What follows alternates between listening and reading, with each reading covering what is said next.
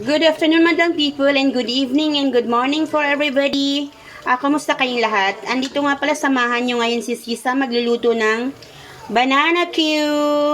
Alam nyo guys, itong saging ko is all the way from Mindanao pa ha, nakasakay ng aeroplano. Sana all. Ang saging nakasakay ng aeroplano, ba? Diba? Oo nga pala, dala ko nga pala to galing pang Mindanao.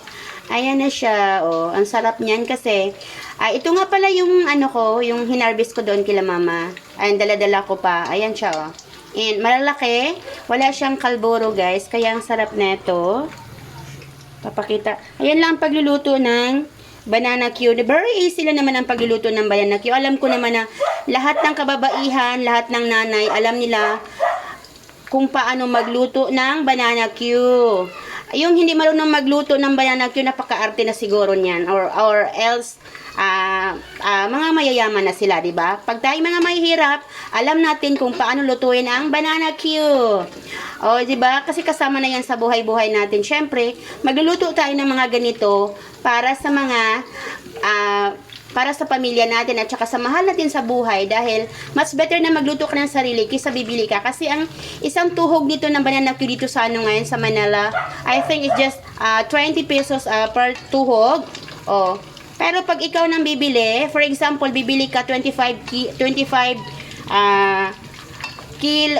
pesos per kilo ng saging, mas makamura ka, 'di ba? At saka magsasawa ka pa sa kakain ng saging, 'di ba, na banana Q. Ayan na pala.